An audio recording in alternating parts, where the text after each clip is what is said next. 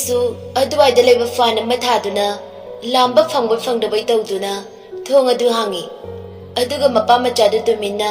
ranba magumna laizana leiriba ka aduda changlai makoi anisu tungge haina tawi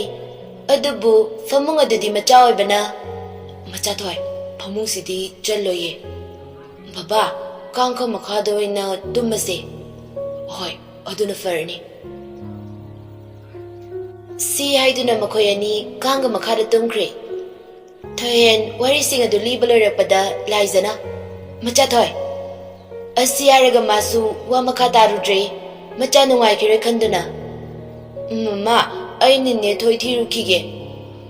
asiyaraga mani buthi bathokre lantoisu washroom dagi tholaktuna laiza ding na I laiza su sawning mana mathang mathang ai ri nang sida kaido bolai no chakro mafam si thadoktuna chakro imai chagi punsida wana basin bigano yumda leiriba magi sugara khanbiyo nangna khalisi kaino ai se nangi kanano ha kumo icha se ai gi diawdabra ai su thamoi pale icha bu nungsiba masa khange matamda ngasi di enkre ayana su haikre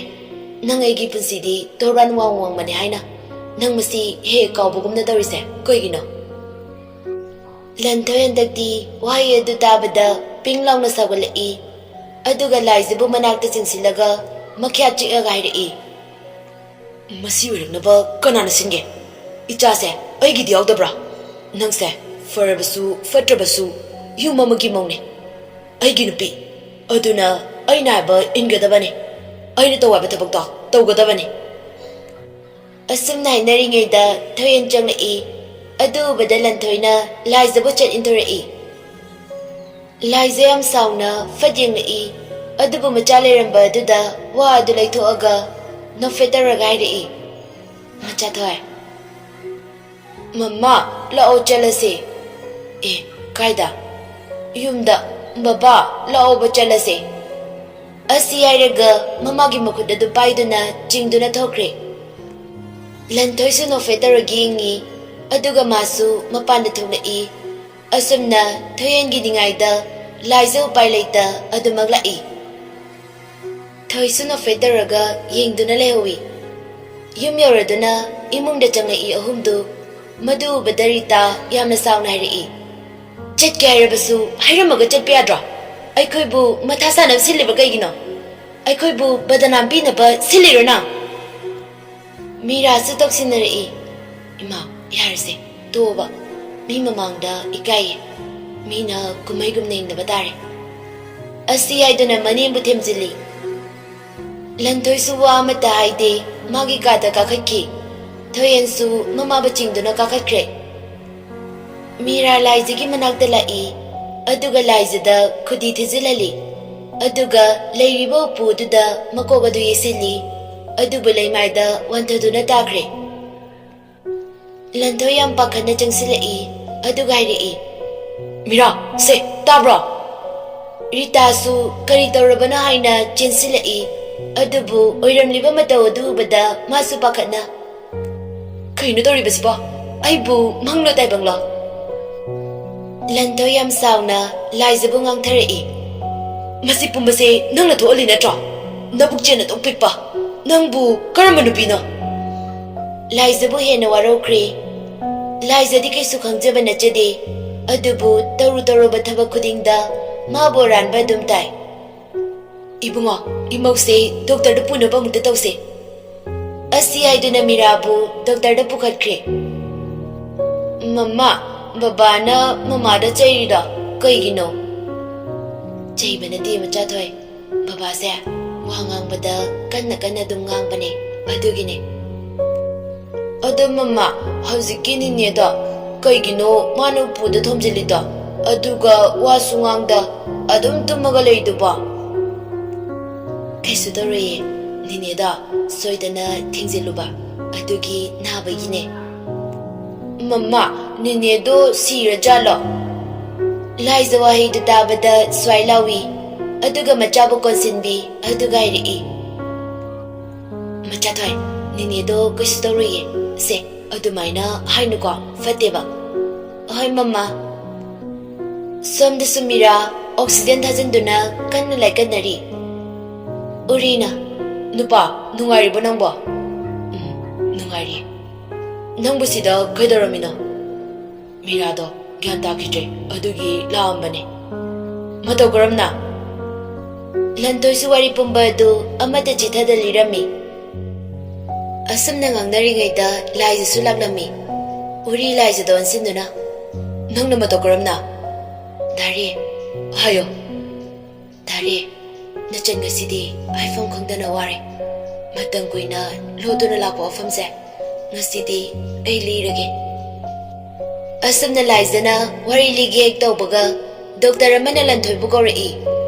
ꯂꯟꯊꯣꯏꯁꯨ ꯍꯥꯊꯨ ꯍꯥꯊꯨꯅ ꯍꯥꯏꯔꯛꯏ ꯀꯃꯥꯏ ꯇꯧꯔꯒꯦ doctor ꯑꯗꯨꯁꯨ ꯌꯥꯝꯅ ꯅꯨꯡꯉꯥꯏꯇꯅ ꯑꯩꯁꯨ ꯀꯩ ꯍꯥꯏꯗꯣꯏꯅꯣ ꯈꯪꯗ꯭ꯔꯦ ꯃꯁꯦ ꯏꯁꯣꯔꯒꯤ ꯂꯤꯂꯥꯅꯦ ꯑꯩꯈꯣꯏꯁꯨ ꯐꯅ ꯀꯟꯅꯗꯤ ꯍꯣꯠꯅꯕꯅꯤ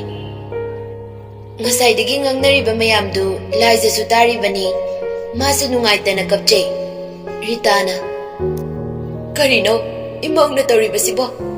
ꯅꯪ ꯏꯃꯥꯕꯨ ꯋꯥꯔꯧꯗꯨꯅ ꯆꯠꯂꯕꯣ ꯅꯪ ꯏꯃꯥꯕꯨ ꯅꯨꯡꯁꯤꯗ꯭ꯔꯕꯣ ꯃꯪꯗ ꯐꯥꯎꯕ ꯊꯥꯖꯔꯨꯗꯕ ꯋꯥꯁꯦ